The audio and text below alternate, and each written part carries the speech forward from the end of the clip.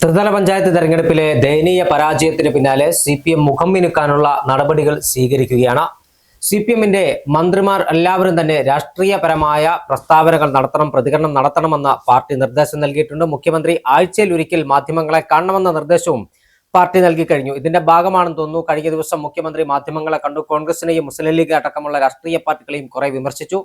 ശബരിമല സ്വർണ്ണക്കൊള്ളയുമായി ബന്ധപ്പെട്ട വിവാദ വിഷയങ്ങളിലും അദ്ദേഹത്തിന്റെ പ്രതികരണമുണ്ടായി. വെള്ളാപ്പള്ളി നടേശന്റെ വർഗീയ ധ്രുവീകരണത്തിലുള്ള ശ്രമത്തിനെതിരെ വെള്ളാപ്പള്ളിയെ ചേർത്ത് പിടിക്കുന്ന നിലപാടാണ് മുഖ്യമന്ത്രിയുടെ ഭാഗത്തു നിന്നുണ്ടായത്. എന്തായാലും വിശദമായി പരിശോധിക്കാം. മുഖ്യമന്ത്രി ലക്ഷ്യം വെക്കുന്നത് എന്താണ്? മുഖ്യമന്ത്രിയിലൂടെ മുഖം മാറ്റാൻ CPMന് കഴിയുമോ? കേരളത്തിലെ നഷ്ടപ്രതാപം വീണ്ടെടുക്കാൻ CPM നടത്തുന്ന അവസാന ശ്രമമാണോ മുഖ്യമന്ത്രി ഇറക്കിക്കൊണ്ടുള്ള വാർത്താ സമ്മേളനം? വിശദമായി പരിശോധിക്കാം. സൗവർണിയാണ് കൂടെയുള്ളത്. എന്താണ് മുഖ്യമന്ത്രിയുടെ വാർത്താ സമ്മേളനത്തിലെ പ്രസക്ത ഭാഗങ്ങൾ? എങ്ങനെ നമുക്ക് ഇതിനെ വിലയിരുത്താൻ സാധിക്കും?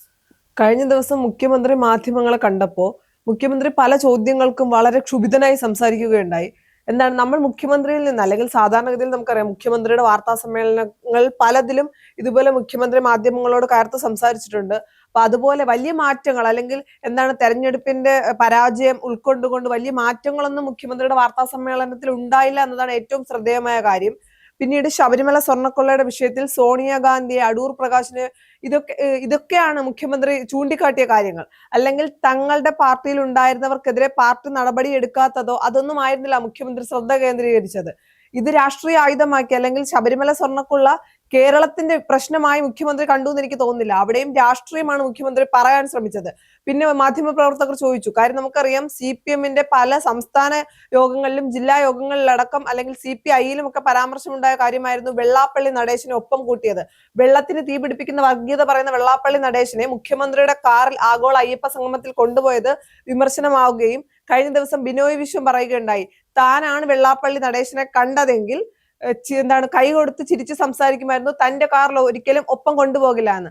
അപ്പൊ അത് ചോദിച്ചപ്പോ ബിനോയ് വിശ്വം ഇങ്ങനെ പറഞ്ഞില്ലേ എന്ന് മാധ്യമങ്ങൾ ചോദിച്ചപ്പോൾ മുഖ്യമന്ത്രി പറഞ്ഞ മറുപടി ബിനോയ് വിശ്വം അല്ല, പിണറായി വിജയൻ എന്നതാണ്. അതിൽ നിന്ന് എന്ത് സന്ദേശമാണ് പിണറായി വിജയൻ അല്ലെങ്കിൽ മുഖ്യമന്ത്രി പറയാൻ ശ്രമിക്കുന്നതെന്ന് മനസ്സിലാവുന്നില്ല. കാര്യം, വെള്ളത്തിന് തീ പിടിപ്പിക്കുന്ന വർഗീയത പറയുന്ന വെള്ളാപ്പള്ളി നടേശനെ ഒപ്പം കൊണ്ടുപോയത് താൻ ചെയ്ത് ശരിയാണ് എന്ന നിലപാടിലാണ് ഇപ്പോഴും ഉറച്ചു നിൽക്കുന്നത്. അപ്പോൾ എന്നിട്ട് പറയുന്നുണ്ട് കോൺഗ്രസ് ആണ് വർഗീയ ശക്തികൾക്കൊപ്പം കൂട്ടു നിൽക്കുന്നത്, അല്ലെങ്കിൽ വർഗീയ ശക്തികളെ ഒപ്പം പിടിച്ചാണ് കോൺഗ്രസ് മുന്നോട്ട് പോകുന്നതെന്ന് പറയുന്നുണ്ട്. മറുവശത്ത് വെള്ളത്തിന് തീ പിടിപ്പിക്കുന്ന വർഗീയത പറയുന്ന വെള്ളാപ്പള്ളി നടേശനെ ഇപ്പോഴും സപ്പോർട്ട് ചെയ്യുന്ന നിലപാട് തന്നെയാണ് മുഖ്യമന്ത്രി സ്വീകരിച്ചത്. തീർച്ചയായും വെള്ളാപ്പള്ളി നടേശനെ എന്തുകൊണ്ടാണ് ഇത്രത്തോളം CPM പിന്തുണയ്ക്കുന്നത് എന്ന് ചോദിച്ചാൽ അതിന് ഉത്തരം ഒന്ന് മാത്രമേ ഉള്ളൂ. മലബാറിന് പുറത്ത് SNDPക്ക് കാര്യമായ സ്വാധീനമുണ്ട് എന്ന് CPMന് വളരെ കൃത്യമായി അറിയാം. SNDPയുടെ ജനറൽ സെക്രട്ടറിയായ വെള്ളാപ്പള്ളി നടേശനെ ഉപയോഗിച്ച് SNDPയുടെ വോട്ടുകൾ തങ്ങളുടെ പെട്ടിയിലേക്ക് എത്തിക്കാൻ കഴിയുമോ എന്നാണ് CPM ഉറ്റുനോക്കുന്നത്. അതിനുവേണ്ടിയാണ് വെള്ളാപ്പള്ളി നടേശനെ ചേർത്ത് പിടിക്കാൻ മുഖ്യമന്ത്രി പിണറായി വിജയൻ അടക്കമുള്ള CPM നേതാക്കന്മാർ തയ്യാറാകുന്നത്. മലബാറിൽ N ബ്ലോക്കായി ഈഴവ വോട്ടുകൾ സ്വാഭാവികമായും CPMനാണ് ലഭിക്കാറ്. അതുകൊണ്ട് തന്നെ മലബാർ പ്രദേശങ്ങളിൽ, പ്രത്യേകിച്ച് കണ്ണൂർ, കാസർഗോഡ്, കോഴിക്കോട്, വയനാട്, മലപ്പുറം, പാലക്കാട് തുടങ്ങിയ പ്രദേശങ്ങളിൽ SNDPയുടെ ശാഖാപ്രവർത്തനങ്ങൾ അത്രത്തോളം ജനകീയമല്ല, അല്ലെങ്കിൽ ശാഖാപ്രവർത്തനം ഇല്ല എന്ന് തന്നെ നമുക്ക് പറയാൻ സാധിക്കും. കാരണം പല പ്രദേശങ്ങളിലും SNDPയുടെ പ്രവർത്തനങ്ങളോ ഇല്ല. കാര്യമായ ഇത്തരം സംഘടനകൾക്ക്, മതസംഘടനകൾക്ക് പ്രാതിനിധ്യമോ അല്ലെങ്കിൽ അവർ പറയുന്നതനുസരിച്ച് വോട്ട് ചെയ്യാൻ ആളുകൾ തയ്യാറാകില്ല. പക്ഷേ മലബാർ മേഖലയിലെ പ്രബല വിഭാഗമായ ഈഴവ വിഭാഗങ്ങളിലെ ഒരു വലിയ ശതമാനം വോട്ട് എന്നും CPMന് അനുകൂലമായി ചെയ്യുന്ന ആളുകളാണ്. പക്ഷേ തെക്കൻ കേരളത്തിലും മധ്യ കേരളത്തിലും SNDPയുടെ പിന്തുണ കൂടിയുണ്ടെങ്കിൽ ആ വോട്ട് N ബ്ലോക്കായി തങ്ങളുടെ പെട്ടിയിലേക്ക് എത്തുമെന്ന് CPMന് കൃത്യമായി അറിയാം. അതുകൊണ്ടാണ് വെള്ളാപ്പള്ളിയെ ഇത്രത്തോളം ചേർത്ത് പിടിക്കാൻ CPMും മുഖ്യമന്ത്രിയും തയ്യാറാകുന്നത്. മലപ്പുറം ജില്ലയെക്കുറിച്ച് നിരന്തരം വെള്ളാപ്പള്ളി അടച്ചാക്ഷേപിക്കുന്ന സാഹചര്യം നമുക്ക് കാണാൻ കഴിയുന്നു. ഇന്നും വാർത്താ സമ്മേളനത്തിൽ അദ്ദേഹം മലപ്പുറം ജില്ലയെ അടച്ചാക്ഷേപിക്കുന്ന തരത്തിൽ കണ്ടു. മലപ്പുറം ജില്ലയിൽ SNDPക്ക് വിദ്യാഭ്യാസ സ്ഥാപനങ്ങൾ അനുവദിച്ചില്ല തുടങ്ങിയ പരാതിയെല്ലാം അദ്ദേഹം പറയുന്നു. പെരിന്തൽമണ്ണ നിയോജക മണ്ഡലത്തിലടക്കം SNDPയുടെ സ്ഥാപനങ്ങൾ പ്രവർത്തിക്കുന്നുണ്ടെന്ന് പെരിന്തൽമണ്ണ MLA നജീബ് കാന്തപുരം ചിത്രം പങ്കുവെച്ച് വളരെ കൃത്യമായി വ്യക്തമാക്കുകയും ചെയ്തു. അത് മാത്രമല്ല, മലപ്പുറം ജില്ല മുസ്ലിം ലീഗിന് സ്വാധീനമുള്ള ജില്ലയാണ്. അതോടൊപ്പം തന്നെ മുസ്ലിം പ്രബല സമുദായമാണ് മലപ്പുറം ജില്ലയിൽ. അവരാണ് ഭൂരിപക്ഷം മുസ്ലിം സമുദായമാണ്. ആ മലപ്പുറം ജില്ലയെ ടാർഗറ്റ് ചെയ്യുന്ന മതധ്രുവീകരണത്തിലുള്ള ശ്രമമാണ് നമുക്ക് വിലയിരുത്താൻ സാധിക്കും. ഇന്ന് വെള്ളാപ്പള്ളി നടത്തിയ ഒരു വാർത്താ സമ്മേളനത്തിൽ പറയാനിടയ ഒരു സാഹചര്യം, മാറാട് കലാപമെല്ലാം വീണ്ടും ആവർത്തിക്കുമെന്നാണ്. 2003 തോന്നുന്നു മാറാട് കലാപം നടന്നത്. 2003 2001 കൃത്യമായ വർഷം ഞാൻ ഓർക്കുന്നില്ല. മാറാട്, കോഴിക്കോട്ടെ എല്ലാ ജനങ്ങളും മറക്കാൻ ആഗ്രഹിക്കുന്ന ഒരു സംഭവമാണ് മാറാട് കലാപം. ആ മാറാട് കലാപത്തിന്റെ അലയൊലികൾ ഇനി കോഴിക്കോടിന്റെ ഒരു പ്രദേശത്തും ഉണ്ടാകരുത് എന്ന് അതിയായി ആഗ്രഹിക്കുന്ന ആളുകളാണ് കോഴിക്കോട്ടുകാരും അതോടൊപ്പം തന്നെ കേരളത്തിലെ മുഴുവൻ ജനങ്ങളും. ആ മാറാട് കലാപം വീണ്ടും ഓർമ്മിപ്പിച്ച് കേരളത്തെ ജനങ്ങളെ വീണ്ടും മതപരമായി ധ്രുവീകരിക്കാനുള്ള ഒരു ശ്രമമാണോ വെള്ളാപ്പള്ളി നടത്തുന്നതെന്ന ഒരു സംശയം ആളുകൾ ആരെങ്കിലും സംശയിച്ചാൽ അവരെ കുറ്റം പറയാൻ കഴിയില്ല. കാരണം ആളുകൾ ഓർക്കാൻ ഇഷ്ടപ്പെടാത്ത അല്ലെങ്കിൽ ഇരുവിഭാഗം നേർക്കുന്ന ഏറ്റുമുട്ടി ഇരുഭാഗത്തിലെ ആളുകൾക്കും ജീവൻ നഷ്ടമായ മാറാടിന്റെ ഓർമ്മകൾ വീണ്ടും ജനങ്ങളുടെ മനസ്സിലേക്ക് എത്തിക്കുമ്പോൾ എന്ത് സന്ദേശമാണ് വെള്ളാപ്പള്ളി നൽകുന്നത്? അദ്ദേഹം പറഞ്ഞത് മുസ്ലിം ലീഗ് അധികാരത്തിൽ വന്നാൽ മാറാട് സംഭവങ്ങൾ ഇനിയും ആവർത്തിക്കും, അതിന് മുസ്ലിം ലീഗ് അധികാരത്തിൽ വരരുത് എന്നാണ്. അതായത് മുസ്ലിം ലീഗ് ഉൾപ്പെടുന്ന ഐക്യജനാധിപത്യ മുന്നണി അധികാരത്തിൽ വന്നാൽ ഇനിയും കേരളത്തിൽ ഇത്തരത്തിൽ കലാപങ്ങൾ ഉണ്ടാകും, മതപരമായ കലാപങ്ങൾ ഉണ്ടാകും എന്നാണ് വെള്ളാപ്പള്ളി നടേശൻ പറഞ്ഞത്. അദ്ദേഹം പറഞ്ഞു വെക്കുന്നത് കൃത്യമായി ഇതാണ്: അടുത്ത ഭരണം കിട്ടിയാൽ ഇനിയൊരു മാറാട് കലാപം നടത്താൻ ലീഗും നേതാക്കളും പരിശ്രമിക്കുന്നു, മലപ്പുറത്ത് ഞങ്ങൾക്ക് ഒന്നുമില്ലെന്ന ദുഃഖമാണ് പറഞ്ഞത്. ഇതാണ് വെള്ളാപ്പള്ളി നടേശൻ പറഞ്ഞു വെച്ച് ഇത്തരത്തിൽ പച്ചയായ വർഗീയത പറയുകയാണ്. അതായത് മാറാട് കലാപവുമായി ബന്ധപ്പെട്ട് എല്ലാ രാഷ്ട്രീയ പാർട്ടിയുടെ പ്രവർത്തകരും ആ കലാപത്തിൽ പ്രതികളായിട്ടുണ്ട്. അതിൽ കോൺഗ്രസുകാരുണ്ട്, മുസ്ലിം ലീഗുകാരുണ്ട്, CPM-കാരുണ്ട്, പോപ്പുലർ ഫണ്ടുകാരുണ്ട്, നിരവധി അന്നത്തെ പോപ്പുലർ ഫണ്ടിന്റെ രൂപമായ NDF-കാരുണ്ട്. ഇത്തരത്തിൽ ഒരു മുസ്ലിം സ്വത്വബോധം ഉയർത്തിപ്പിടിക്കുന്ന രാഷ്ട്രീയ പാർട്ടിയെ തെരഞ്ഞുപിടിച്ച് ആക്രമിക്കുന്നത് കോൺഗ്രസിനെ കൂടി ആക്രമിക്കുന്ന ഇതിന്റെ ഭാഗമായിട്ടാണ്. അതോടൊപ്പം തന്നെ വെള്ളാപ്പള്ളി CPI-യെ വിമർശിക്കാനും അദ്ദേഹം മുതിരുന്നുണ്ട്. അല്ല, സ്വാഭാവികമായും CPI-യെ വിമർശിക്കുമല്ലോ. കാര്യം CPI ആണല്ലോ ഇപ്പൊ വെള്ളാപ്പള്ളി നടേശനെതിരെ എന്താണ് ആഗോള അയ്യപ്പ സംഗമത്തിൽ ഒപ്പം കൊണ്ടുപോയതൊക്കെ കൂടുതൽ വിമർശനമാക്കിയത് CPI ആണല്ലോ.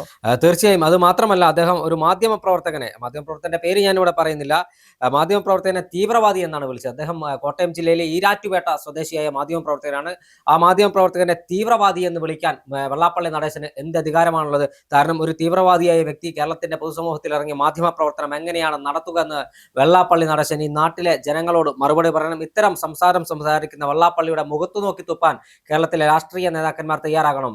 രാഷ്ട്രീയ നേതാക്കന്മാർ വെള്ളാപ്പള്ളിയുടെ തിണ്ണനിറങ്ങാൻ പോകുന്നത് ഇനിയെങ്കിലും അവസാനിപ്പിക്കണം. കാരണം വെള്ളാപ്പള്ളിയെ പോലെയുള്ള ഒരു വ്യക്തി കേരളത്തിലെ ജനങ്ങളെ തമ്മിലടിപ്പിക്കുന്നു, ചോദ്യങ്ങൾ ചോദിക്കുന്ന മാധ്യമ പ്രവർത്തകനെ തീവ്രവാദി എന്ന് വിളിച്ച് അധിക്ഷേപിക്കുന്നു. ഈ വെള്ളാപ്പള്ളിക്കെതിരെ കേസെടുക്കാൻ കേരളത്തിലെ പോലീസ് തയ്യാറാകണം. വെള്ളാപ്പള്ളിക്കെതിരെ കേസെടുക്കാൻ തൻ്റെ ഇടമുണ്ടെങ്കിൽ പോലീസ് തയ്യാറാകണം. അതായത് വെള്ളാപ്പള്ളി എന്തു പറഞ്ഞാലും അതിനെ ചിരിച്ചു തള്ളുന്ന ഒരു സംവിധാനം കേരളത്തിൽ ഇനി ഉണ്ടാകരുത്. അതോടൊപ്പം തന്നെ CPI-ക്ക് വെള്ളാപ്പള്ളി നൽകുന്ന മറുപടി CPI നിലപാട് മുന്നണിയിൽ അനയിക്കുമെന്ന തോന്നലുണ്ടാക്കി ശരിയും തെറ്റും മുന്നണിക്കുള്ളിൽ ചർച്ച ചെയ്യണമെന്നാണ്. അതായത് ഇടതുമുന്നണിയുടെ ആഭ്യന്തര കാര്യം പറയാൻ വെള്ളാപ്പള്ളിയെ ആരെങ്കിലും ചുമതലപ്പെടുത്തിയിട്ടുണ്ടോ എന്നതിന് മറുപടി പറയേണ്ടത് CPM സംസ്ഥാന നേതൃത്വമാണ്. കാരണം CPM ആണ് ആ മുന്നണിയെ നയിക്കുന്നത്. എന്തായാലും PM ശ്രീ പദ്ധതിയിൽ ഒപ്പുവെച്ചതടക്കമുള്ള വിഷയങ്ങളിൽ CPI വെള്ളാപ്പള്ളിക്കെതിരെയും അതോടൊപ്പം തന്നെ സംസ്ഥാന സർക്കാരിനെതിരെയും രൂക്ഷമായ വിമർശനം ഉന്നയിച്ചിരുന്നു. ശബരിമല ആഗോള അയ്യപ്പ സംഗമം നടത്തിയ സമയത്ത് വെള്ളാപ്പള്ളി നടേശൻ മുഖ്യമന്ത്രിയുടെ കാറിൽ വന്ന സംഭവത്തിൽ CPI-യുടെ ഭാഗത്തുനിന്ന് വിമർശനമുണ്ടായിരുന്നു. ഈ വിമർശനം എല്ലാമാണ് വെള്ളാപ്പള്ളിയെ പ്രകോപിപ്പിക്കുകയും അദ്ദേഹം CPI-ക്കെതിരെ ഇപ്പോൾ വാളെടുക്കുകയും ചെയ്തിരിക്കുന്നത്. എന്തായാലും കേരളീയ സമൂഹം ഇതെല്ലാം കണ്ടുകൊണ്ടിരിക്കുകയാണ്. ഇത്തരത്തിൽ വർഗീയപരമായി കേരളത്തെ ധ്രുവീകരിക്കാൻ ശ്രമിക്കുന്ന, കേരളത്തിലെ ജനങ്ങളെ മതത്തിന്റെ പേരിൽ ജാതിയുടെ പേരിൽ ഭിന്നിപ്പിക്കാൻ ശ്രമിക്കുന്ന ഒരു സമുദായ നേതാവിനെ കേരളം മുഖ്യമന്ത്രി പിണറായി വിജയനല്ല ആര് തന്നെ പിന്തുണച്ചാലും അദ്ദേഹത്തെ പോലെ ഒരാളെ പിന്തുണയ്ക്കാൻ കേരളത്തിലെ ജനങ്ങളെ കിട്ടില്ല. അത് SNDP യോഗത്തിൽ പ്രവർത്തിക്കുന്ന ആളുകൾ പോലും തയ്യാറാകില്ല എന്നതാണ് ഒരു യാഥാർത്ഥ്യം. വെള്ളാപ്പള്ളിയുടെ എക്കാലത്തെയും ശത്രു കോൺഗ്രസ് ആണ്. ആ കോൺഗ്രസിനെ ഇല്ലായ്മ ചെയ്യണം. കോൺഗ്രസിനെ ഇല്ലായ്മ ചെയ്യാനാണ് UDF-ലെ രണ്ടാമത്തെ കക്ഷിയായ മുസ്ലിം ലീഗിനെതിരെ ഇത്തരത്തിൽ നിലപാട് സ്വീകരിക്കുന്നത്. കോൺഗ്രസ് നേതാക്കന്മാർക്കെതിരെ പറഞ്ഞാൽ കോൺഗ്രസ് നേതാക്കന്മാർ തിരിച്ചു മറുപടി നൽകും.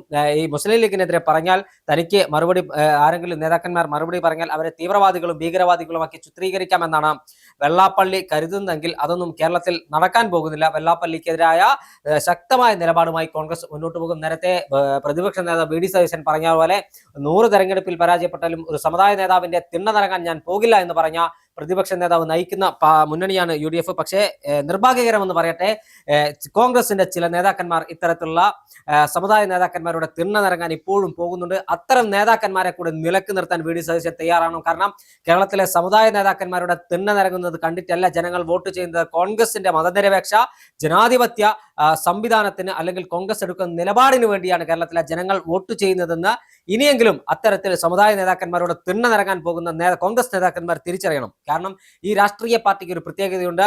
ഇന്ത്യയുടെ പ്രഥമ പ്രധാനമന്ത്രി ജവഹർലാൽ നെഹ്റു നിരീശ്വരവാദിയായ പ്രധാനമന്ത്രിയായിരുന്നു. അദ്ദേഹം നിർമ്മിച്ചത് ക്ഷേത്രങ്ങളും അല്ലെങ്കിൽ പള്ളികളോ ചർച്ചുകളോ അല്ല. അദ്ദേഹം ബക്രാനങ്ങൾ, ഇറാഖുഡ് പോലെയുള്ള അണക്കെട്ടുകളാണ് നെഹ്റു ഈ രാജ്യത്ത് നിർമ്മിച്ചത്. ഒരാൾക്ക് ദൈവത്തിൽ വിശ്വസിക്കാം, വിശ്വസിക്കാതിരിക്കാം, അതെല്ലാം ഓരോരുത്തരുടെ വ്യക്തിപരമായ താല്പര്യമാണ്. പക്ഷേ കേരളത്തിൽ തങ്ങളാണ് എല്ലാം നിയന്ത്രിക്കുന്നതെന്ന് ബോധമുള്ള ഉത്തരം താങ്ങുന്ന പല്ലിയെ പോലെ നിൽക്കുന്ന സമുദായ നേതാക്കന്മാരോട് തിണ്ണനിറങ്ങാൻ പോകുന്ന കേരളത്തിലെ രാഷ്ട്രീയത്തിലെ യുവ നേതാക്കന്മാർ അത് കോൺഗ്രസിൻ്റെതായാലും CPM നേതാക്കന്മാർ അത്തരത്തിൽ പോകുന്നത് കണ്ടിട്ടില്ല. കോൺഗ്രസ് നേതാക്കന്മാർ ഇന്ന് പെരുന്നയിൽ മന്നം ജയന്തി ആഘോഷിക്കുമ്പോൾ കോൺഗ്രസ് നേതാക്കന്മാർ വരിവരിയായി പോയി പെരുന്നയിലെ സമുദായ നേതാവിന്റെ കാൽക്കൽ വീഴുന്ന ദയനീയ കാഴ്ച കാണുകയാണ്. അത്തരം യുവ നേതാക്കന്മാരുടെ മുഖത്ത് നോക്കി കാർക്കിച്ചു തുപ്പാൻ കേരളത്തിലെ ജനങ്ങൾ തയ്യാറാണ്. കാരണം കേരളത്തിലെ യൂത്ത് കോൺഗ്രസ് അടക്കമുള്ള യുവജന പ്രസ്ഥാനം ഒരു കാലത്ത് കേരളത്തിലെ തിരുത്തൽ ശക്തിയായി പ്രവർത്തിച്ച പ്രസ്ഥാനമാണ്. ജി കാർത്തികേയനെ പോലെയുള്ള നേതാക്കന്മാർ, AK ആന്റണിയെ പോലെയുള്ള നേതാക്കന്മാർ ഈ പ്രസ്ഥാനത്തെ നയിച്ചപ്പോൾ സമുദായ നേതാക്കന്മാരുടെ മുഖത്ത് നോക്കി വിരൽ ചൂണ്ടി സംസാരിക്കാൻ, നട്ടൽ നിവർത്തി സംസാരിക്കാൻ തന്റെ ഇടം കാണിച്ച യുവജന പ്രസ്ഥാനമാണ് കേരളത്തിലെ യൂത്ത് കോൺഗ്രസ് പ്രസ്ഥാനം. ചരൽക്കുന്നിൽ നടക്കുന്ന യൂത്ത് കോൺഗ്രസ് ക്യാമ്പിന്റെ പ്രമേയത്തിന് വേണ്ടി കാതോർത്ത് ആ പ്രമേയം കേരളത്തിലെ മുഖ്യധാര മാധ്യമങ്ങളിൽ 1-ാം പേജിൽ സ്ഥാനം പിടിച്ച ഒരു കാലമുണ്ടായിരുന്നു.